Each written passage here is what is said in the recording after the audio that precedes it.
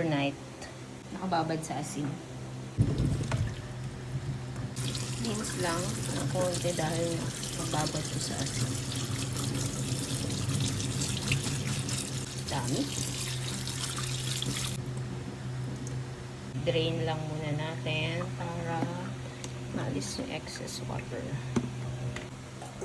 2 cups water, 1/3 cup rice flour, 1/4 cup sugar.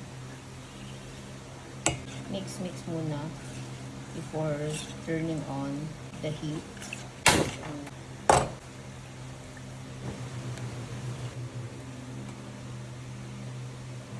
After 30 minutes na paghahalo, continuous mixing, ayan na siya, ganyan na siya kalagkit.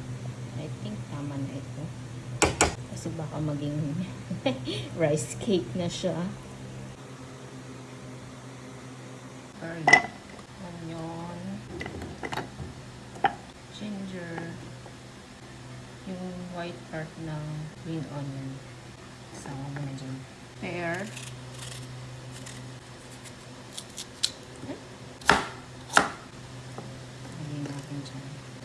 fish sauce, 2 tablespoons. Ay! Alamang. 1 tablespoon lang. Okay na yan.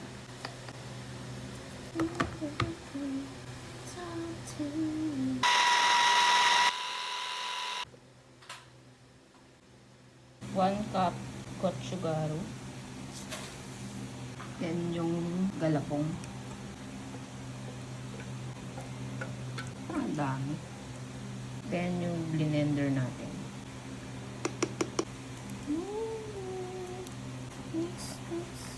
Hindi to authentic ah. Baka naman sabihin nyo, mali-mali yung ginagawa ko. Oo nga, mali. Hindi siya authentic. Okay.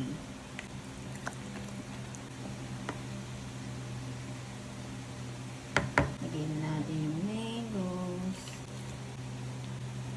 Hindi ko mahanap yung gloves na pang kitchen talaga. Ayoko kamayin. So, ganyan na lang ang pagkalo natin. Lagyan na rin natin ito. Then, lagyan natin ng toasted sesame seeds para mas masarap.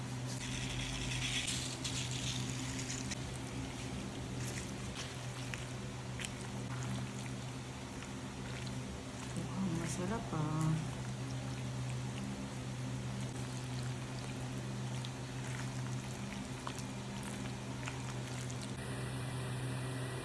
Tikman natin.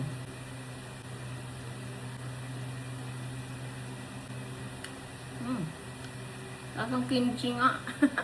Nay. Sarap. Sarap. Pwede ito pang negosyo. Hindi siya ganun kaanghang. May anghang siya konti. Tapos, hindi siya maalat. Malinam-nam siya. Ha? Sarap. Sarap niya. Can't believe it. Nagawa ko ng ganito. Hindi din siya maasim.